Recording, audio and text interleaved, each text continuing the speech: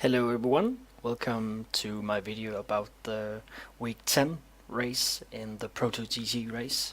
This is Virginia International Raceway and I am currently positioned as the pole sitter in the Corvette class, and yeah, I have Maxim Ramstein and Florian de Knight behind me, and along with 12 other Corvettes, so we are actually pretty many guys here on the track, and 15 in total in the Corvette class and 33 in total overall.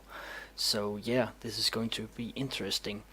A new aspect that I'm trying out this time is actually to have some telemetry going on meanwhile, so you can see how I handle my inputs with the steering wheel and pedals, but also things like tire temperature and G-forces. So this is kind of a first time tryout, but I hope it will go as I plan to do. In case it doesn't, well, you'll still be able to see it kind of how it is supposed to happen, but yeah, I'll maybe change that in the future. So anyway, we are off here into the first lap just in a short moment, and I'll just focus on starting the telemetry just as when we pass the start-finish line. So just going to go on board here of myself, and let's get going and see how this is going to plan out. So I'm in pole with Maxim just behind me and Florian de Knight behind. Let's just hope this works out.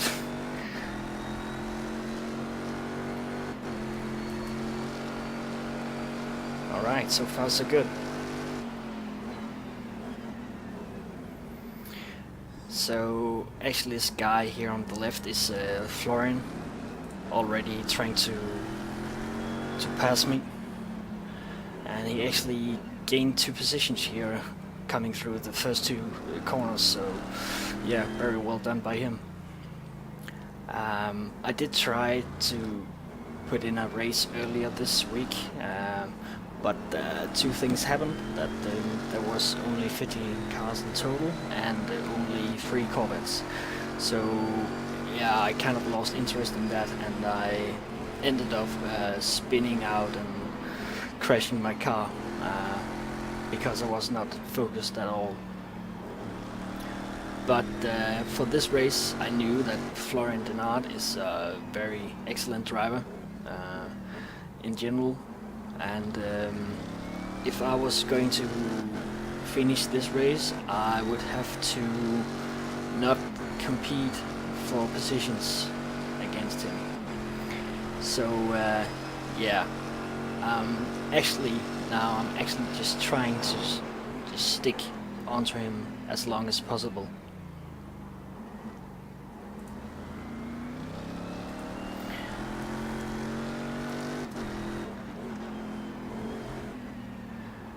And behind, Maxim is still hanging on to us, and we are starting to create just a little gap to the cars behind, to the other 12 cars. That's really nice to see, 15 Corvettes in a single class. Sorry about that. So here, Florian makes a mistake in turn 1, and I'm kind of surprised to be back into the first position.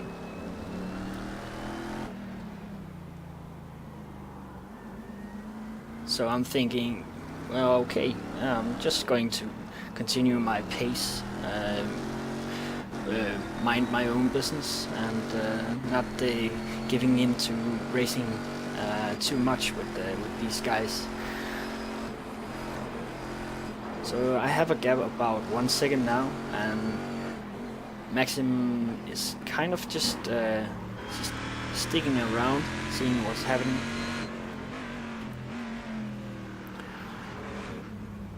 A short thing I should say about this telemetry overlay is that I'm not able to actually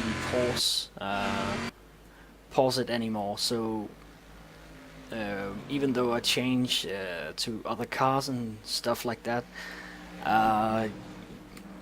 the telemetry will always follow my inputs. So don't be confused about that. And maybe it will go just a slight, be not totally in sync all the time, but yeah, we'll just see how that goes. Anyway, I think it's quite fun to see how the tires acting on braking and acceleration and in the corners and such. So yeah, you can see now the left front is kind of loaded, and then the temperature drops on the straights again.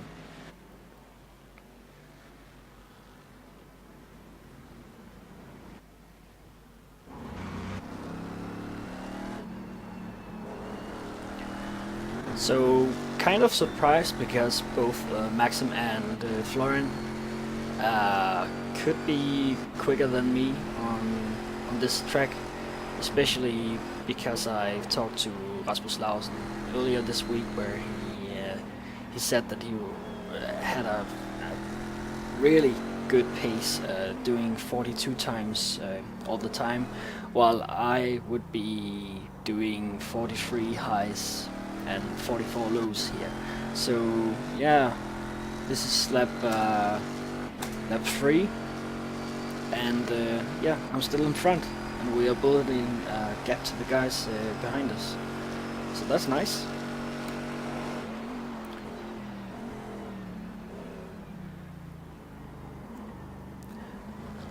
But yeah, I'm kind of slowing Florian and Maxim up, but yeah, I don't mind.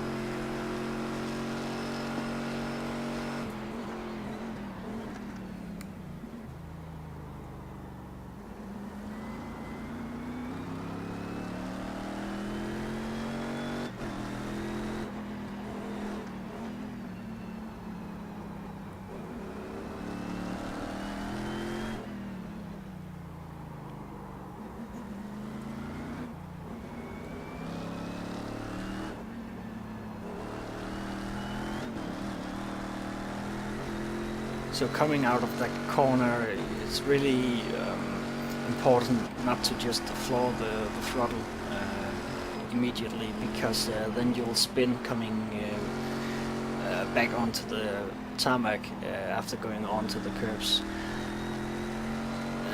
This track is so hard in the Corvette. I really like going around here in Cadillacs and a bit slower cars, but I think that the Corvette has just a little too much power for my likings on this track, because there are so many technical corners where it doesn't take much before you just lose it, especially in this braking area. Also, I had some issues in the last race where I actually went off track 2 times in that corner. Yeah, I think it was due to wrong setting in my brake bias.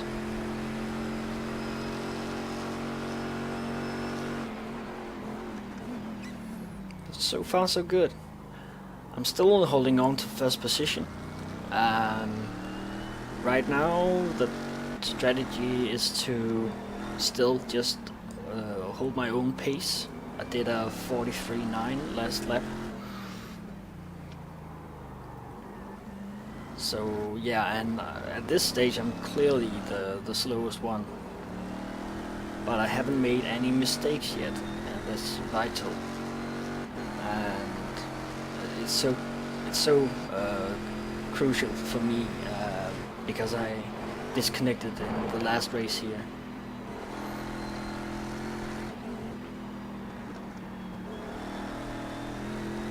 The track is still clear ahead of me, so yeah, this is just racing, as good as it gets.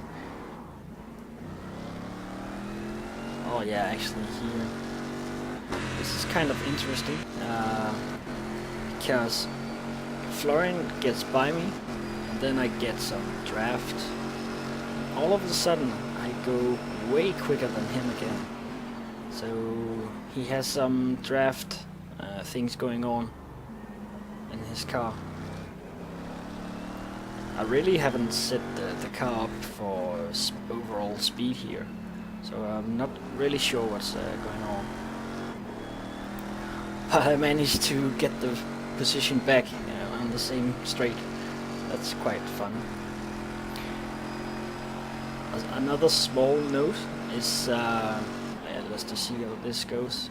It goes alright. No dive bombs. Just a small note is that in the upper right corner you can see the current fuel level, and I also think that's kind of fun to see how it consumes the amount.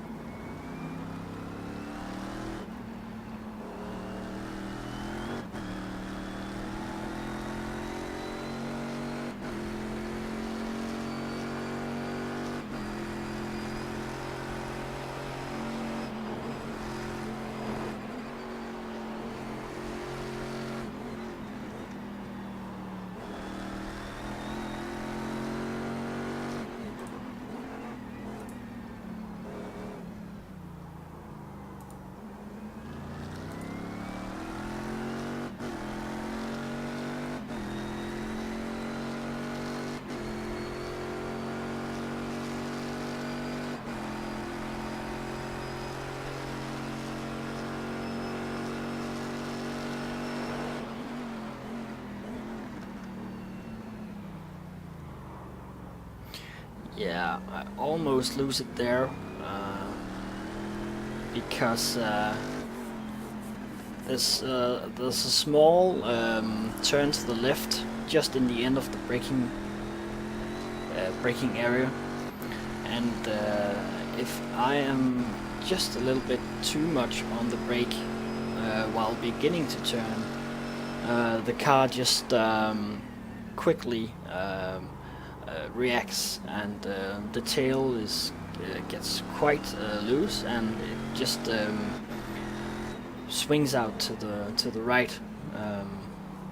So that was the issue that caused me the two big off tracks in the last race, and I'm kind of still getting them here. So,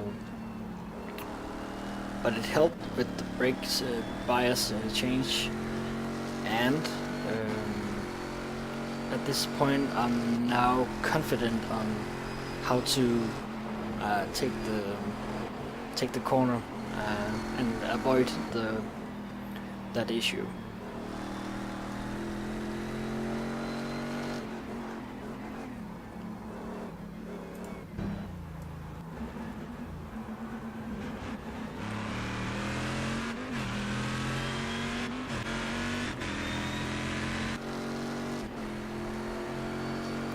So we're still leading by a couple of seconds down to the next guys,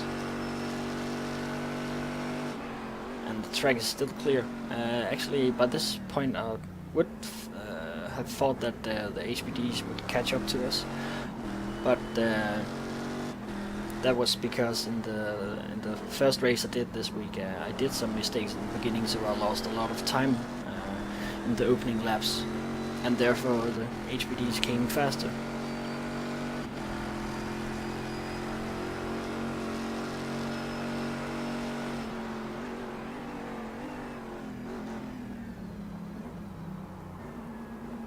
This is a good race.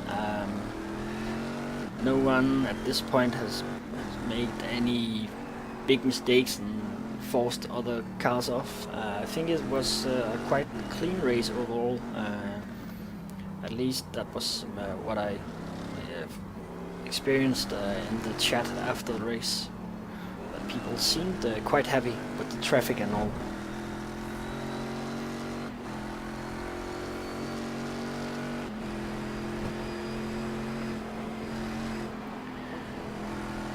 So by now you might have noticed that my tire temperatures are kind of hovering around 80 degrees or so, going up to about, I think it's about 150 Celsius in the braking zones, and then maybe down to 60.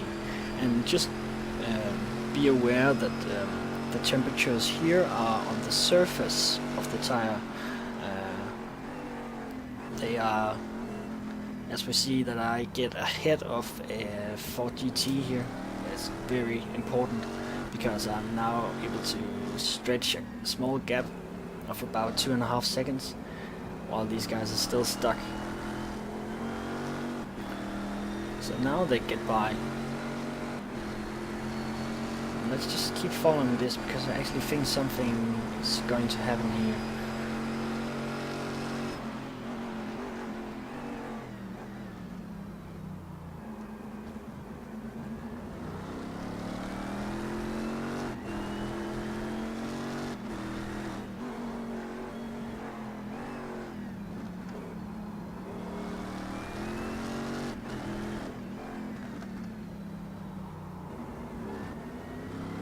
It's a close race between these two, at least. And the unthinkable just happened, that I was able to make a gap to Florian. So I was laughing a lot at this moment, while still be really nervous, because, yeah, well, I've tried making my own setups for this, and none of them felt very good. I didn't feel that secure in any of them.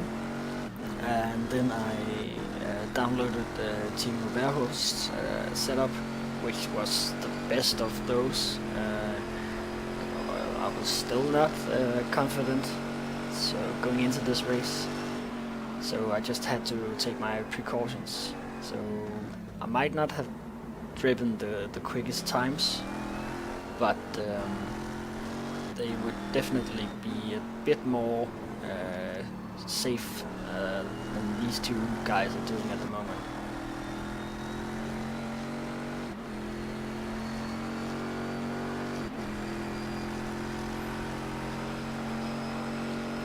On to lap number 10. And I have a Ford GT just going off track in front of me. My plan here before coming into turn 1 was actually to just yield and stay behind him, but he kept leaving a gap for me. So yeah, in the end I just had to take it, and then he would... Oh yeah, that's what happened. And Maxim here told me in the chat afterwards that he just got greedy. Fortunately no one behind them, and it was a small tap, so I don't think that much happened to any of these. Yeah, they look kind of okay again. So this is a perfect situation for me. Very unfortunate for these guys, and I feel sorry for them. However, my plans have now changed, so let's go back to me. Because even though the guys are doing quick laps, they are really risking it all. So let's see how many seconds I have down to the next guy. About.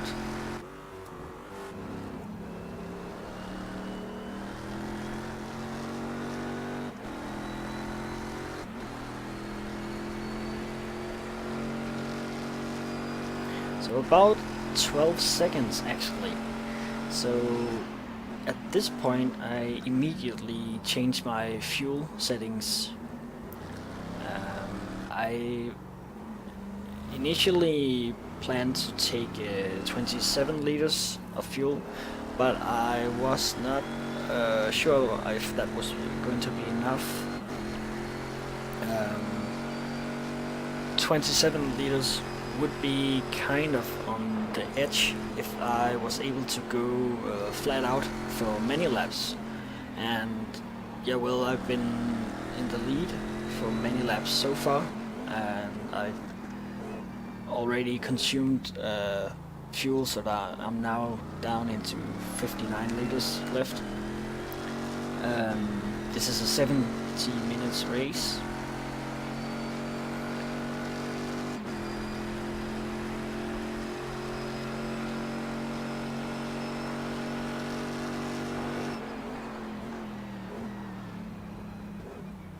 So see this light braking here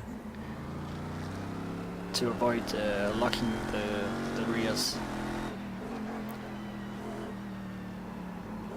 So I changed the fuel to 31.5 liters instead, just to be sure that there wasn't going to be any unpleasant surprises in the end by by going out of fuel.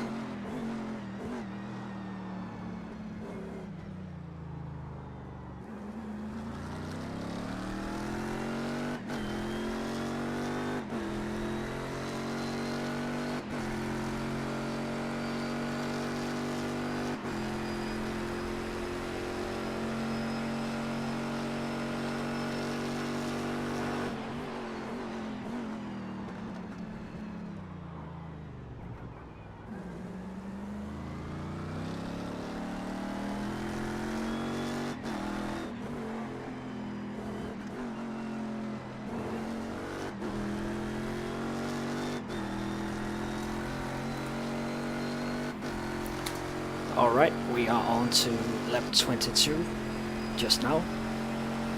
And so far I think the overlay with the telemetry is working out quite good. It's still kind of synchronized, so that's great.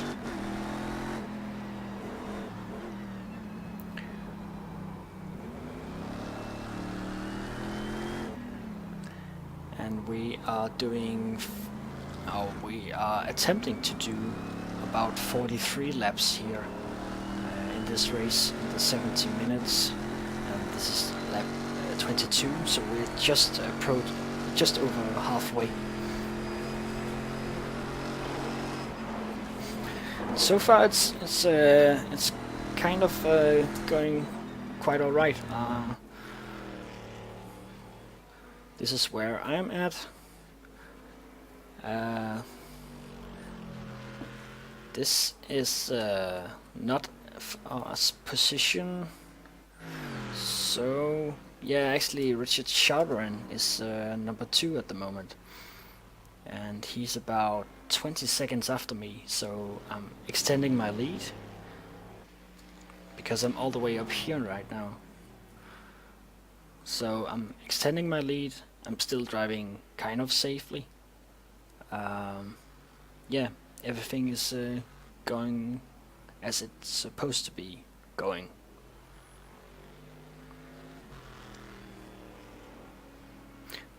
Although I'm still nervous like hell. I don't have that control over the car as I would like to have. It's itchy, twitchy, under braking, under acceleration, over curbs. It's just, and the grip here in some of the corners is just, it's so slippery. Like this corner here, you really have to go slow. But yeah, I guess it's just how it is.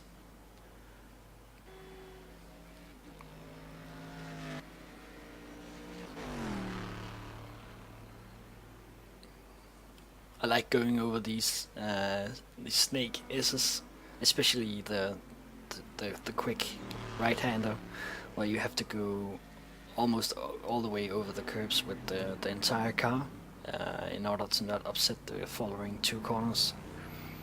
I like this corner, I like this back straight, especially because there are kind of like 2 lines in the oak tree corner you can take. So if you're in a fight for position, you can take the alternative line and maybe gain some time coming onto the straight.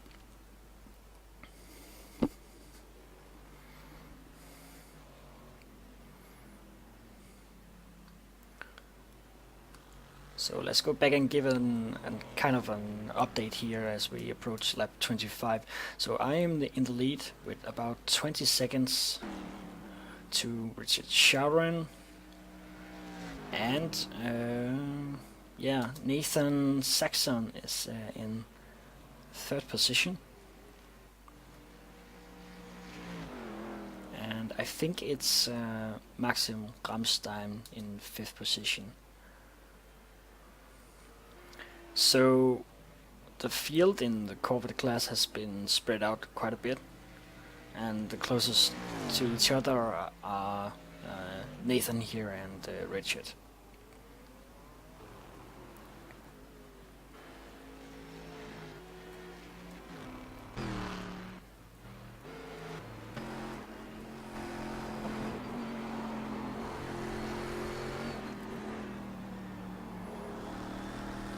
That was a very aggressive overtake by the SPD, but it was clean, and I saw him coming, so I didn't have any worries with it.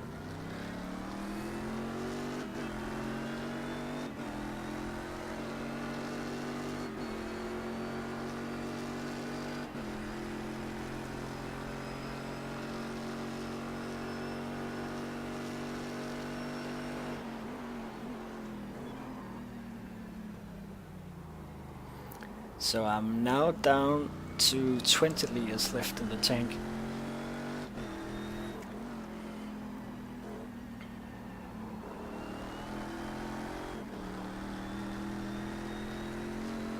there seems to be some confusion up ahead.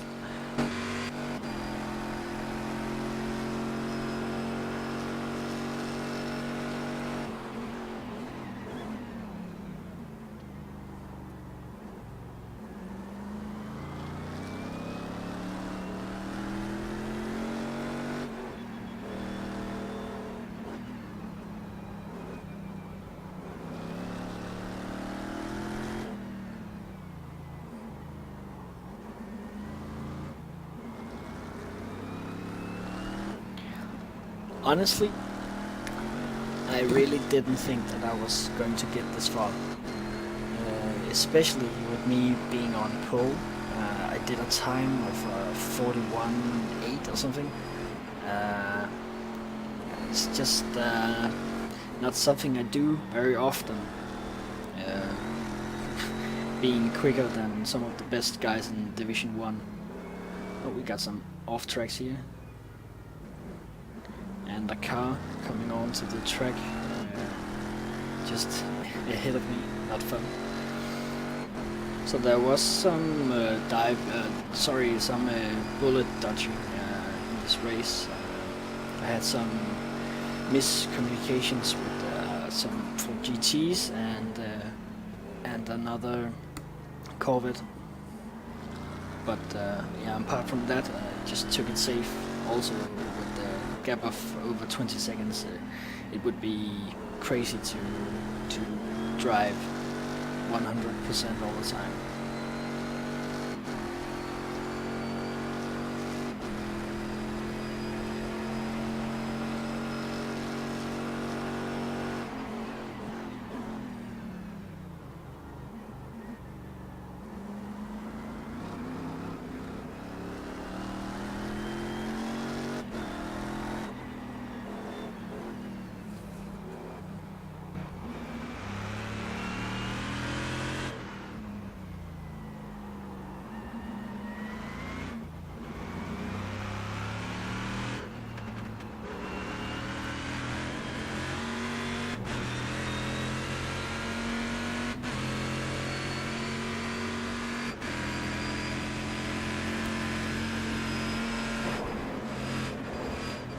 Oh yeah.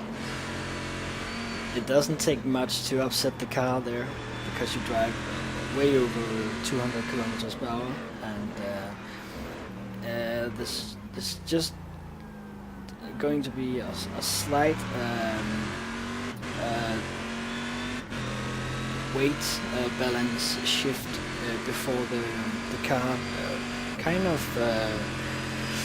grips and takes the car and your line to the straight opposite side of the track, and I've seen it a couple of times in the race so far, and a lot of practice sessions where people just get a wrong weight balance and it just shoots to the left instead of going right.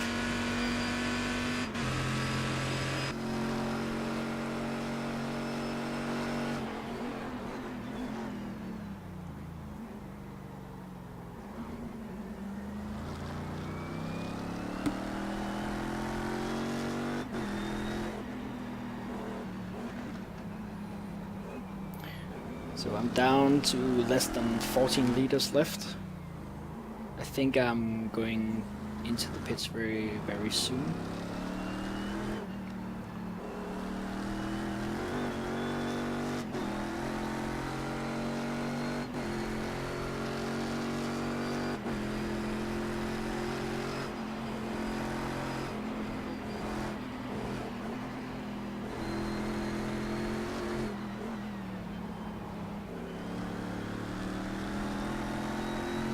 So is he yielding? No, he's not.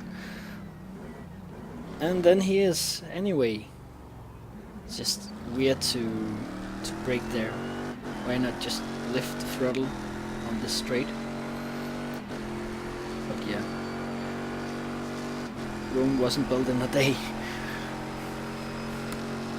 I had that happen to me at another point in this race. I think it was earlier. where a Ford GT would just he just braked and kind of stopped right on the racing line in the first right-hander just before the oak tree, not the corner underneath, but the last one or the previous one, and he just stopped there, assuming that I would take the risky outside. It's just weird, so don't please do that anymore. Just stick to your line, go your own pace. I will find my way around you. Like Jasper here. He's really a great driver, and yeah, he sticks to his race line most of the time.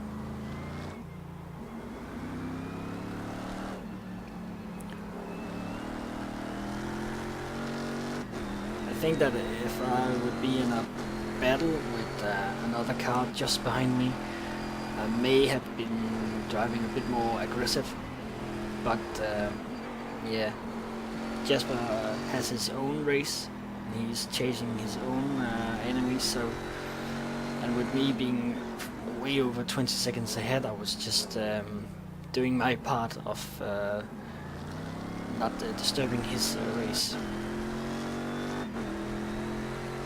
Down to Interlagos now. I think I'm going into the pits this time,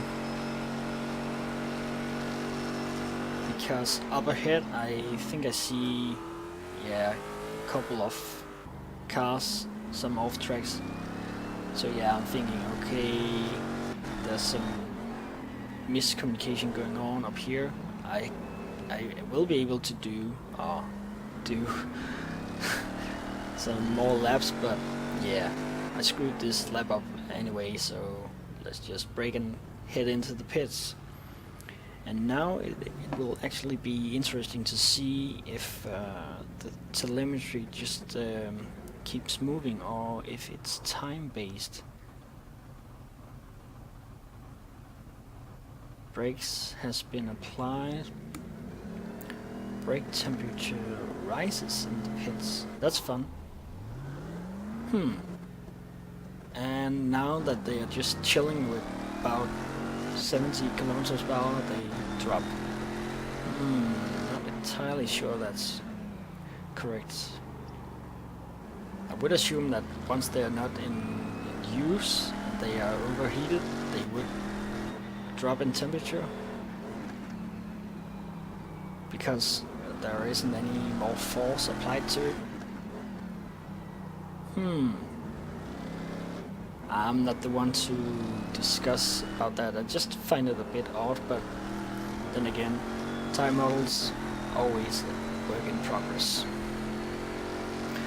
So I just came out just behind Richard Schaubern, so he's actually in the first position now, and I take the wrong line there.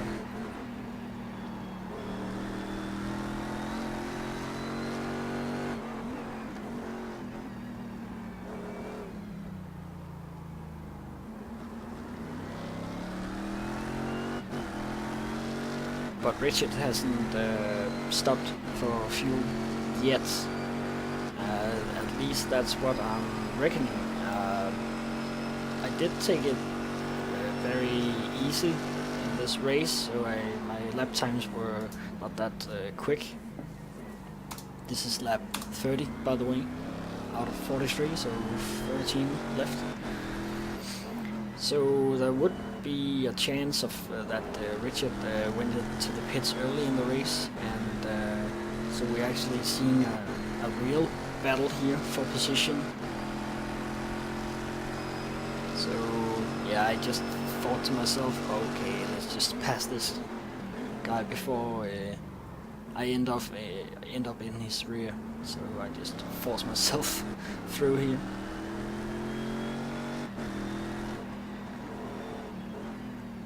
It kind of told me as well that he hasn't made his pit stop yet, because I think he would have defended his position a bit more if he did already had his pit stop.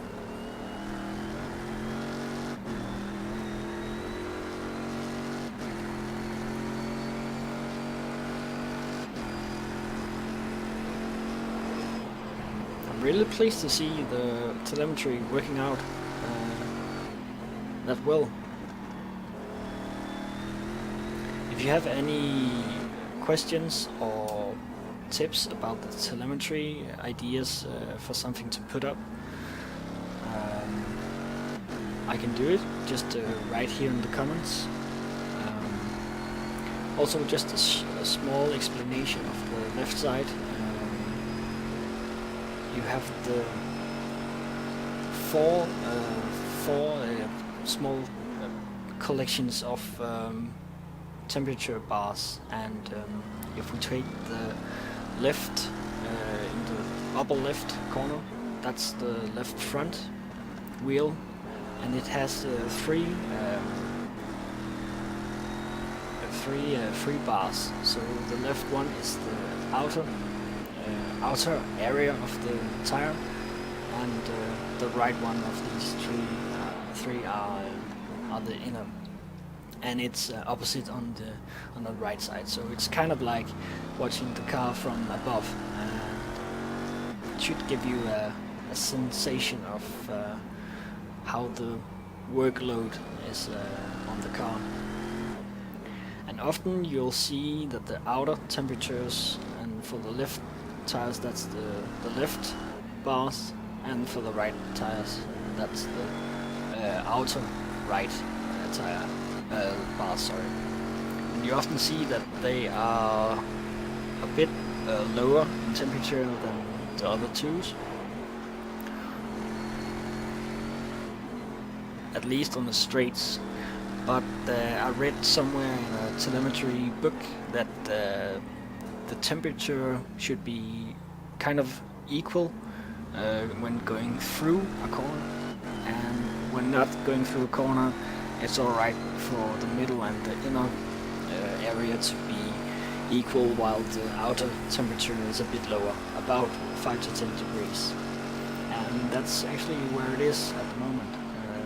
You see here when we turn right, maybe it's easy to see here. Yeah, when we turn left, the outer temperatures go up to about the same as the inner. So in that way, the setup is kind of well balanced, because when you share the workload all across the tire, you use the tire to its full extent, because they are really sharing the whole pressure and distribute the temperature equally.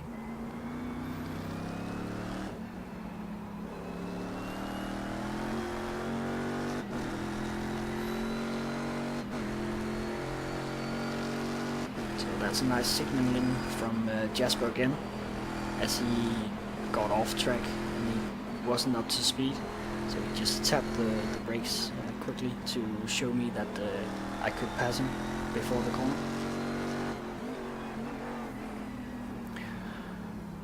So in the pit stop I took 31 liters, and that should be enough for the last 15 minutes.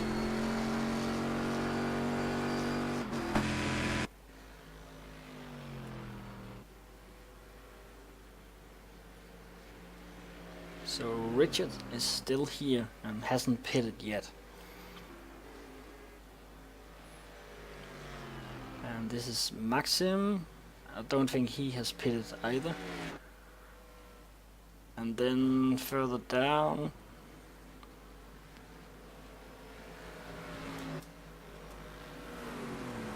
yeah, we have Jory and some other guys. Yeah, we see Richard pitting now.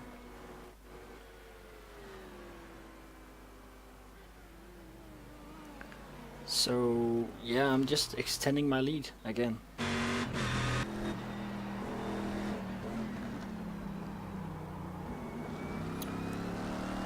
And I think that's about it.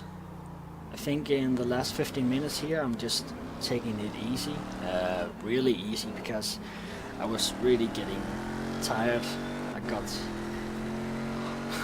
the hangovers again, so I was kind of nervous and kind of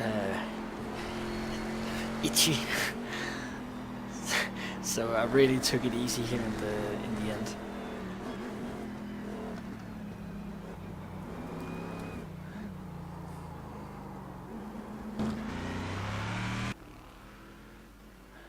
So the results from this race is very pleasing to look at. I end up in first position. I set the quickest lap time, quite surprising. I set a 43.1, while Florian did a 43.6 as his quickest. Yeah, kind of surprised by that. I thought my pace was slower than that. In 70 minutes I only had 2 incidents, so that also tells me how easy I took it. And I gained 169 points in total, and I'm very pleased with that because in the iRacing series you have 8 weeks that count, but you have 12 weeks in total, so you have 4 off. You have 4 weeks that doesn't count, which can be disregarded. So these points actually go into my championship score instead of the, I think it was 48 or something from Interlagos, which was the worst race week I ever had so far. So I actually gained over 100 points this week. iRacing, I gained 76 and a lot of safety rating as well.